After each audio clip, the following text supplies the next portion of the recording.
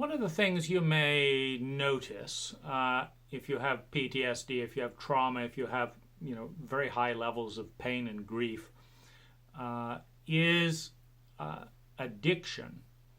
And the way that I define addiction is by intense, repetitive stimulation. And so this can be being right all the time. I've got to be right. I've got to be right. This can be keeping busy constantly. I can't stop. I can't stop. This can be binge watching Netflix. This can be binge watching porn. This can be, sleeping and I don't want to wake up. I don't want to wake up. I don't want to think. I don't want to think. This can be avoiding doing anything. I don't want to look at my email account. Whatever it is, it's like, oh, I don't want to do that. There's this rapid fear energy and an avoidance or an obsession. And it can be food, it can be drugs, it can be sex, it can be anything, but I got to do it, I got to do it. The key thing in an addictive protocol is that you are not present and spacious to what you are doing. There is a sense, I got to do it, I got to do it, I got to do it, I got to do it. So one of the other ways of looking at it is a narrow beam focus. Now, the thing to understand with a narrow beam focus, I'm watching every show of Star Trek from now for the next 36 hours, is there's a relief to a narrow focus. From what? From overwhelming trauma. So narrow beam repetitive behavior is seeking refuge from overwhelming complexity around us and pain. If I can just watch another porn video, if I can just keep running, if I can just do this, I don't have to feel and face the fact that I'm feeling and thinking and I don't know what to do. I'm in trauma, I'm in overwhelm, I'm in pain, I'm in shock. I don't know how to deal with it. I don't know where to land because I don't have any place to go for help. And so I'm going to do this, right? So that's the purpose of highly repetitive, narrow beam, addictive type behavior. And it's a beautiful purpose. You can, just go through this and go through this and go through this as in the back of your mind. You kind of work things out a little bit. Or you are buying a sense of power. This is the other thing. I feel powerless in the face of trauma, completely overwhelmed and powerless. But when you say, no, I'm not going to go to bed, I'm not going to do this, I'm not going to stop eating, I'm just going to do what I am going to do as long as I want to do it, there's a kind of a rebellion against the powerlessness, the fact that I'm just captive to this pain, I just can't escape. Well, I can escape when I'm doing this one activity. If I drive my motorcycle really fast, then for a moment, all that grief and pain disappears and my single focus is on one thing, not dying, weaving just and doing this. It becomes musical. It's like I've escaped. I've dissociated from all this overwhelm. Now I'm risking my life. The premium is high for motorcycle riding. Not so high for binge watching. You can lose your job and stuff like this. And so many of our cult frameworks, I have a tremendous amount of empathy for people, stuck in way more tight traps, than I've been, found myself in as a self-employed entrepreneur. I've taken 4 months off work, not making a dime, just managing pain, managing grief, managing confusion, managing hate, managing, the whole gambit of things. And thank goodness I don't have some person, shouting at me because I'm not getting the job done on time or something like that.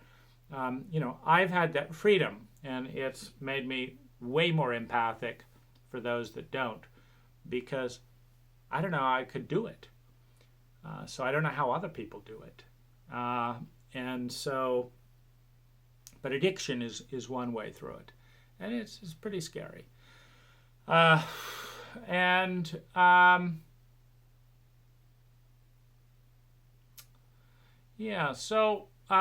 that's what addiction does. And it gives you a sense of power, of rest, of rebellion at varying degrees of cost. Now, my choice, understanding the purpose of addiction, My goal was to have the addiction that would cause the least amount of damage over time. Now, I settled on sleep deprivation, switching my sleep radically to create simulated jet lag, and sometimes videos. Blogging and stuff could be a bit addictive. I gotta say this and say this and say this, and it keeps me distracted, until it's over, and then I'll make another one. And so, sometimes that. But there, I feel it's serving an educational process, and it's addictive. Netflix or porn, not ideal. But there is sometimes a release in orgasm, for example, that's a resetting point. Sometimes if I'll stay up, 16, 20, let's say I stay up 25 hours, and then just let it go when I'm absolutely exhausted. Sometimes I wake up and my whole chemical body has been reset, and I've got a new day. And it's like, I'm so grateful because I have no idea how to get my body to feel that good just by going to bed on time. If I go to bed on time, I'm anxious, I don't sleep deeply, this and that, the other, I can't get to sleep, I'm wrong. But if I stay up 25 hours, and then I'm just out for as long as, and I just wake up whenever that is, I wake up feeling great. Sometimes not. Sometimes I wake up feeling sluggish, but there's a sense, wow, a gift of this is how my body used to feel before the trauma. So sleep deprivation and shift, was a mechanism, and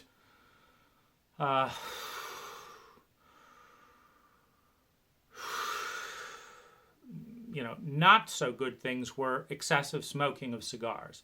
That could take me into quite dark places. It was the same thing, but not as good for my body and stuff like that. Overeating could sometimes fill the void in my belly that I didn't know how to feel in other ways. Then there were other things that were not as compulsive and really great, and that would suspend the need for addictive behavior, like 3-hour massages by someone that I taught how to do deeply sensitive trauma release massage. So I taught them the way to touch me, and then I would just go into that for 3 hours. And that whole 3 hours, it's like I'm in heaven. I have relief from overwhelming pain. See, and one of the things that leads towards addiction is the sense that I can't escape it. There's no way to escape it, so I've got to distract myself. Well, when you've got an outlet, like tomorrow I'll be back and I'll have another 3-hour vacation from intense hell. I can put up with intense hell, knowing that I'll have a vacation from it tomorrow at 3 p.m. until 6 p.m. And I went to Thailand because if I wanted to do, 100 hours of massage, that's $10,000. And I haven't found, the American masseuse who's as empathic, or just the fact that I want to drive up when I want to drive up. I don't want to schedule a massage and then feel the stress that I'm not waking up in time. I went to bed, at 7 a.m. that morning, and so I thought I would be, and now I'm late for them. I don't want that. And so I'd like a massage now, and in Thailand, that means I can drive up to a masseuse who's often sitting outside waiting and say, I'd like a massage. And she's delighted to see me. It's not, where's your appointment 2 weeks in advance and why are you late and all this. And then it's $10 as opposed to $120. $10, you can afford more. So then you're not being traumatized by wondering if you'll go bankrupt, being healed. So you're getting a massage to release anxiety while you're dramatically draining funds while not being able to work, which is increasing anxiety. So at the end of the massage, do you come out more stressed than at the beginning because you spent $300? Or do you come out feeling less stressed? Well, if I have to be late, rush around, schedule around the masseuse, and I have to know how long it's going to last and begin time because, we've got customers. I do an hour with a masseuse in Thailand, and if I'm feeling great and I've spent $10, I do another hour. Now I've spent $20.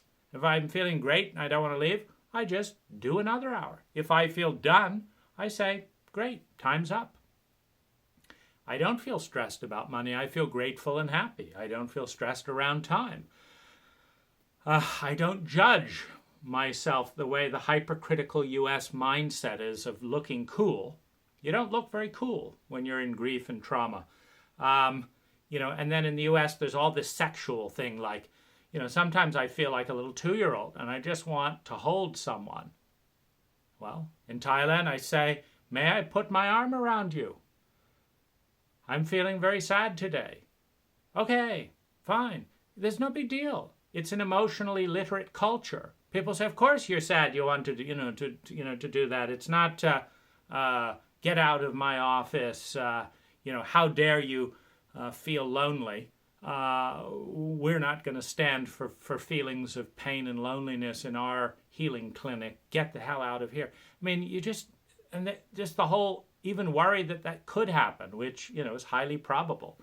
Or now you're looked at as a sex offender because you feel grief and because a hug. I once hired a prostitute in Thailand just to hug me for an hour. She wasn't terribly thrilled because she was used to sex. But it's like, I felt great. That cost me $30. It should be free to hug and hold someone and feel great when you're traumatized, lonely, and miserable. It isn't. It's a sexual offense in our cult. And so, we're in a dumb cult. There are other places around the world that are not as constrictive on human well-being. And why not go there? So that was huge, and so I did a lot of that. Now, eating, I put on 20 pounds through compulsively eating. But that's different than crack cocaine or opium, which would have, done the same thing, but I think it would have hurt my body a lot more. So my addictions have been sugar, definitely toxic, speed, sleep deprivation and artificial jet lag, pornography,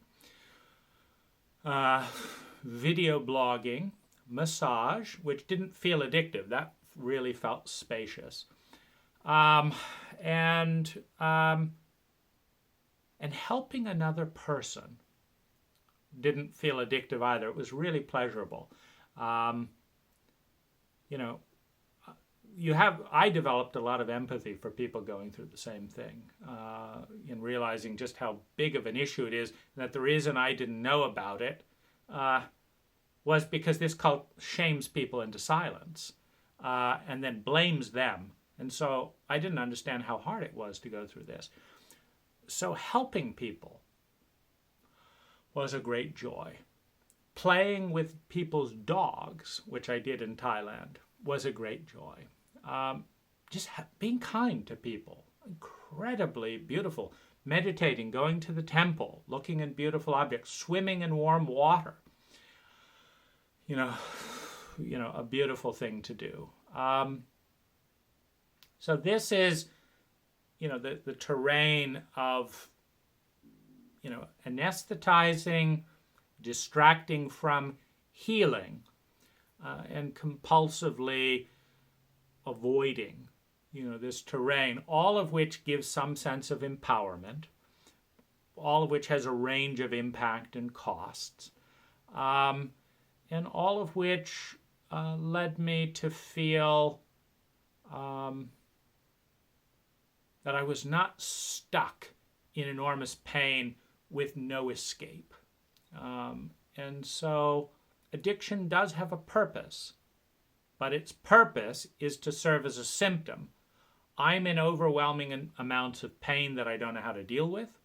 I am not receiving the amount of support that I need from my cult, from my family, from friends, etc., to deal with it.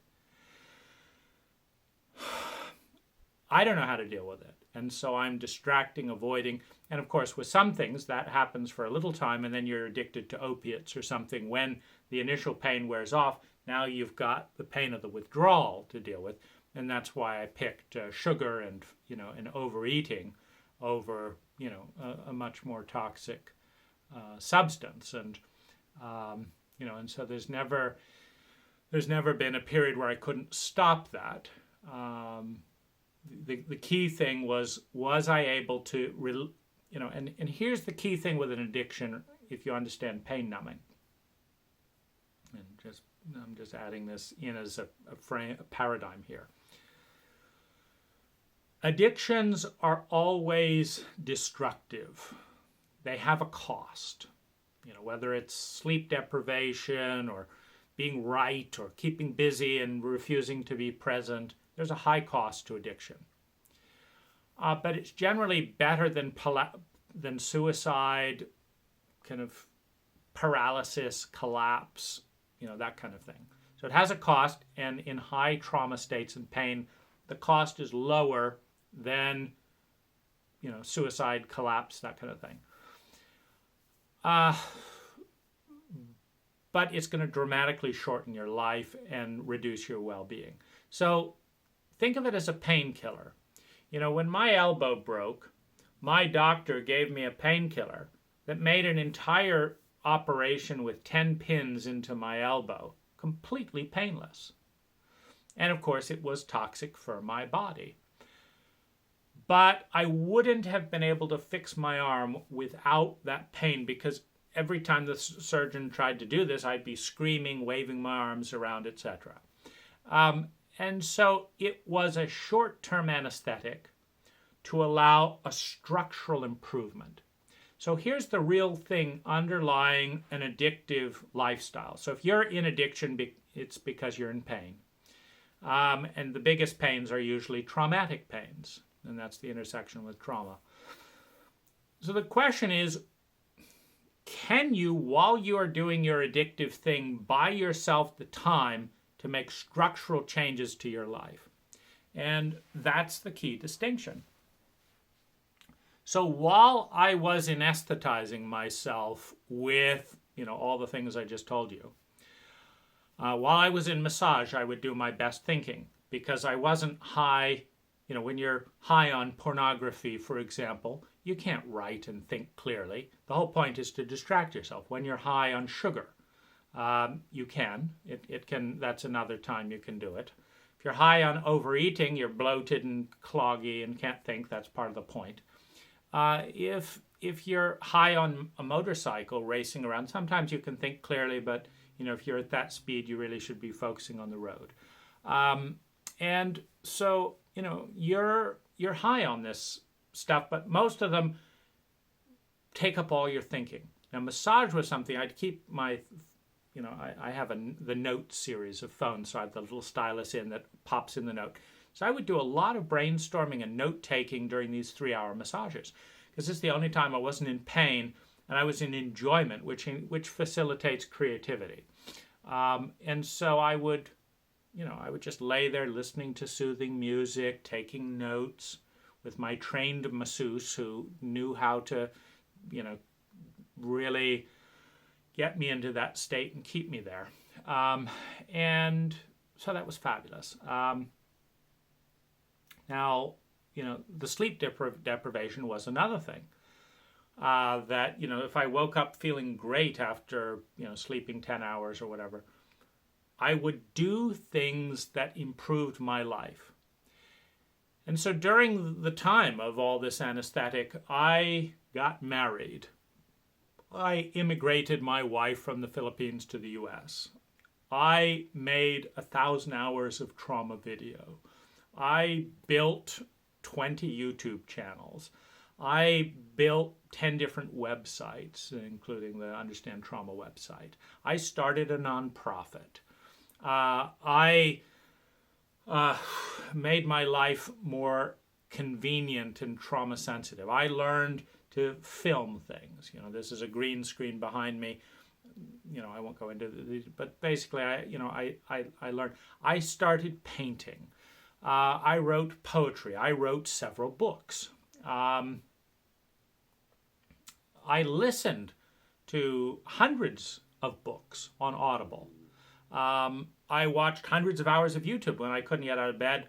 I wouldn't just numb out. I would, watch stuff of, TED Talks, trauma talks. So what's going on here? Addiction talk. Let's see what Tim Ferriss and Gabor Mate are talking about. Let's go over here and see what, and so it's addictive surfing, but with a purpose. And then using the knowledge gained in those to pivot towards, other, other people. To a better life that's less traumatizing.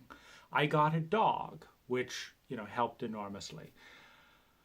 I got 2 apartments in Thailand for a combined $260 a month. So $500 every 2 months, and I had 2 apartments. One became a film studio, an art studio, so that at any hour of the day I could make videos and stuff like this and do stuff, which was very valuable. And the other, cook and do whatever we want, sleep whenever, not have the maids bother.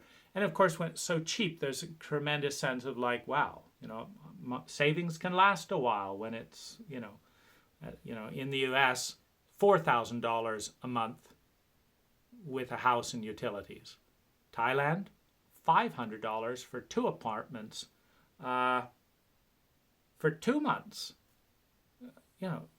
This is, so low stress, and again, all the massage, and so training masseuses. So that if this masseuse was busy, I could go to this masseuse, and if that masseuse was busy, I could go to this masseuse. So I got 3 trained masseuses who know how to touch my body and take me out, of pain. Training my restaurants. This is, if you're going to be a food addict to numb pain, you might as well be a gourmet food addict. So I designed pizzas, I designed salads, I designed sandwiches, I designed drinks, I designed sequences. I go to this place for my fresh squeezed orange juice, my fresh coconut, and my coffee on the beach. Then I play with the little kids on the beach. Then I go over to this place for my smoothie and ice cream. Then I go over to this place, for this, and so turn it into an art. And the whole thing, of course, is you're around healthy human beings who are emotional in Thailand. It's a magnificent culture. People smile at you, helps you to lift depression. So using addiction while every week making sustained change to pivot my life forward. And I also want to, I might mention this separately, but I'll mention it here. I would not have been able to do all of this if I had not had a 4-hour-a-day virtual assistant. So for basically, 20 hours a week, I have one of the best virtual assistants I have ever heard of working for me. I said start a nonprofit. He did it. I said, build this website, edit this video. He did it. But I had trained him for several years before this came up. I taught him everything, he needed to know.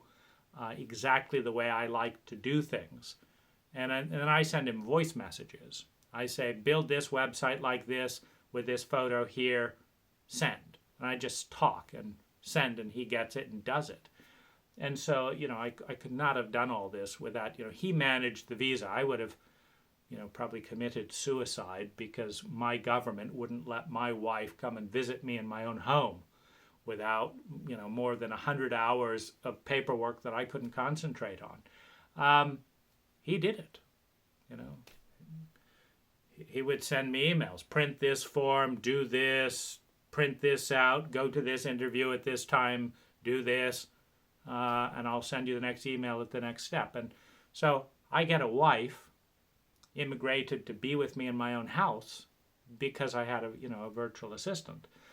I just had to figure out, and kind of hold to. So as my life got put back together, every time I come off the addictive cycle, I'm in less pain, which means I don't have to addict quite as rapidly. So I can go whole days without feeling great and not needing to addict again. And then suddenly I'm feeling frenetic.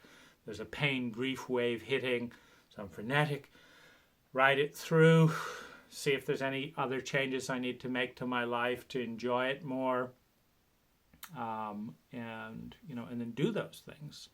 And so that's been my, I would say, relatively healthy relationship with addiction. And I encourage you to enjoy yours and to use that strategy of study and make improvements that you couldn't make when you're focused on pain, when you're not in pain because you've anesthetized the pain in some way. That's when you've got your creative clarity. But if you keep doing that for a year, say, there's a good chance you can. I spent 2 years in addictive states, highly addictive states, maybe 3. And during that entire process, I added positive certainty, positive things to look forward to, mission, purpose, service, pleasure, goals, you name it, building skills. And then gradually I have more and more to wake up for, more and more to pay attention to. A week ago when I thought of making a trauma circle rather than just my normal trauma blog, that's exciting, So I've been binge watching movies tonight and just pumped up the adrenaline, and it's like, let's make some progress on the trauma circle. And so that's kind of how I relate to addiction.